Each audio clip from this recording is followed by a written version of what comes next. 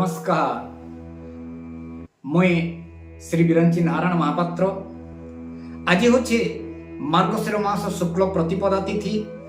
आज दिन 12:43 गते द्वितीय तिथि भोग हेब। पूर्व जोगिनी रहिबे 12:43 परे उत्तर रे जोगिनी रहिबे। एणुकरी एई दिनटा उत्तर को यात्रा करिबा संपूर्ण अशुभ। आज तारीख होची 2 डिसेम्बर 2024। वर्तमान आमे जानमा 12टा राशि भितर प्रथम होची मेष राशि। मेष राशि व्यक्ति आज संपूर्ण भाव अशुभ फल अमावास्या अष्टम चंद्र। एणुकरी आज फलटा निश्चित भाव में मेष राशि को अशुभ फल अर्थहानि वृथा भ्रमण काम असफलता तत्सहित निज बंधु मान ठारू टिके दूरिया रहिले भल हेबो। एथिर प्रतिकार निमंते श्री गणेश को सिंदूर प्रदान करंतु किंबा हनुमान को ठारे सिंदूर प्रदान करंतु। वर्तमान आसिला वृष राशि। वृष राशि फल आज अत्यंत शुभदायक अटे। सप्तम चंद्र अछंती। एणुकरी आज दिनटी जेकोसी क्षेत्र को जदि जानती तेबे सम्मान सहित घर को आसीबे आ निजर बंधु वर्गादि मन ठारू सम्मान पाइबे। तो सहित अर्थ जोग मध्य अछि। जदि नुआ कर्म करबा को जदि चाहुछंती तेबे नूतन कर्म मध्य करि पारंती। वर्तमान आसिला मिथुन राशि। मिथुन राशिर व्यक्ति विशेष मानक पई आज दिनटी अत्यंत शुभफलदायक।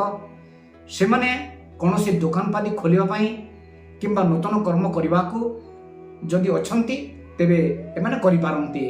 काहेकि ना मिथुन राशि को षष्ठ चंद्र अछंती। जे कोनोसी स्थान जदि हाथ देवे निश्चित भाव में किसी सुफल पाइबे।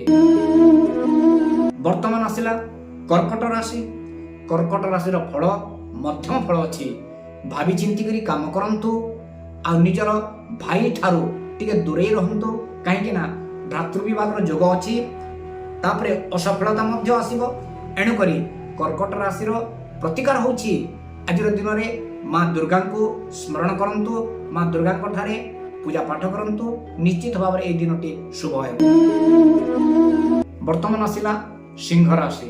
सिंह राशि व्यक्ति विशेष अत्यंत अशुभ प्रद। एणुकरी अशुभ फल हेबा द्वारा कौन से नूतन कर्म करने को संपूर्ण मना अच्छी। घरोई समस्या रहिबो।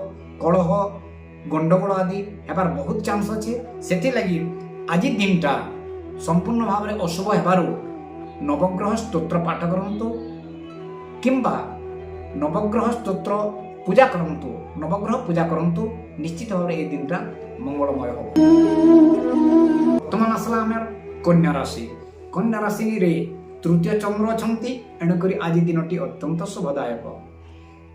तो तांकर घरोई समस्या जहाँ भी थिबो सबु आज दूरीकरण हो जिवो। तत्सहित स्त्री पुत्र भाई बंधु ठारे समस्त ठारे आज खूब भल मिलन हम। कहीं तृतीय चंद्र रे अत्यंत शुभफलदायक चंद्र हंती। एणुक कन्या राशि कौन प्रतिकार आवश्यक नहीं। कन्या राशि अत्यंत शुभदायक दिवस अटे। वर्तमान आम आसमा तुला राशि के। तुला राशि मध्यम फल अच्छे। तुला राशि व्यक्ति विशेष मान लगे मध्यम फल अर्थात जेकोसी कामटा आम जदि कर्मा बोले टिके विलंब रे फल प्राप्ति हेबा। आउ काहाके देन रे अर्थ विनियोग जदि करबार अच्छे तेबे आज दिनटा बंद कर दऊँ। आउ नुआ काम भी नहीं करूँ। जेहेतु कृष्ण पक्ष रु शुक्ल पक्ष आगमन करिछे एणुकरी एथिरे कोनोसी प्रकार शुभफल दे पारिबे नाही। सप्तमी अष्टमी पर जाई चंद्र शुभफल दियंती। एणुकरी ठीक शुभफल आज दिनटी तुला राशि को मिलिब नाही। एणुकरी प्रभु चंद्र देवता को रात्रि रे पूजा करंतु मंगल हेबो। वर्तमान बिच्छा राशि के आसमा। बिच्छा राशि फल आज अत्यंत शुभदायक। कहीं आज बिच्छा राशि चंद्र अछंती। जन्म चंद्र रे श्री लक्ष्मी प्राप्ति हुए। एणुकरी धन धान्य आज परिपूर्ण हम।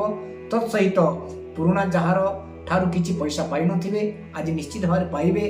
घरे धनागम हेबो। अन्य लोकंक सहित सुसंपर्क मध्य बढ़िबो। अन्यत्र जेकोसी जगह को गले सम्मान रे परिपूर्ण हो आसबे। आज दिनटी बिच्छा राशि संपूर्ण शुभ अच्छी।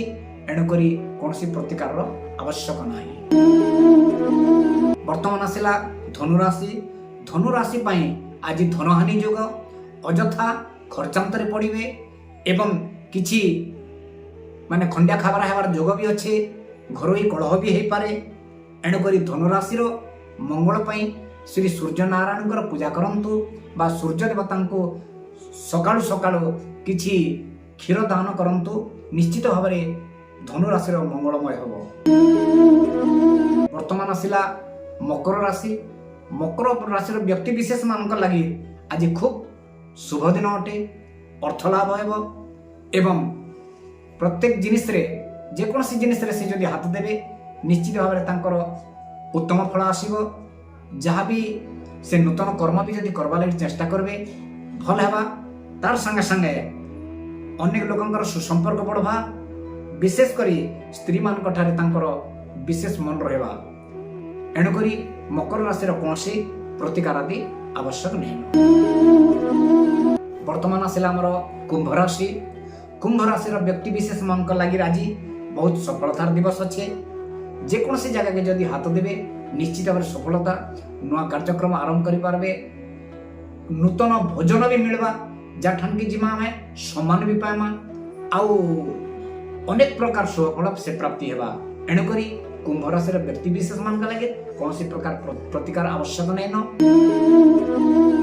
ମୀନ ରାଶିର ବ୍ୟକ୍ତି ବିଶେଷ ମାନଙ୍କ ଲାଗି ସାହାଯ୍ୟର ଦିବସ ଅଛି। ଯେକୌଣସି ଜାଗାରେ ଆପଣଙ୍କୁ ସାହାଯ୍ୟ ମିଳିବା, ନିଜର ଉପରସ୍ଥ କର୍ମଚାରୀ ମାନଙ୍କ ଠାରୁ ମଧ୍ୟ ସାହାଯ୍ୟ ମିଳିବା, ବାହାରିଆ ଜାଗାରୁ ବି ଆମକୁ କିଛି ସାହାଯ୍ୟ ମିଳିବା, ଯଦ୍ୱାରା କି ଆମର ଦିନଟା ଆଜ ଭାରି ଖୁସିରେ ଯିବା। ଏଣୁକରି ମୀନ ରାଶିର ଆଜି କୌଣସି ପ୍ରକାର ପ୍ରତିକାରର ଆବଶ୍ୟକ ନାହିଁ। ତ ଆମେ ଏବେ 12ଟା ରାଶି ବିଷୟରେ ଜାଣିଲା। ସମସ୍ତେ ଆମର এই 12ଟା ରାଶି କହିଲା ପରେ ନିଜର ଅଶୁଭ ଜିନିଷକେ ଦେଖିକରି ସମସ୍ତେ ଟିକେ ସଚେତନ ହେମା, ସତର୍କ ହେମା ଆଉ ଆମର এই ଚ୍ୟାନେଲ ସାଙ୍ଗେ ଯୋଡ଼ି ରହିମା। ସମସ୍ତଙ୍କର ଭାଗ୍ୟଟା ମଙ୍ଗଳମୟ ହେଉ। ଜୟ ଜଗନ୍ନାଥ, ଜୟ ମା ସମଲେଶ୍ୱରୀ।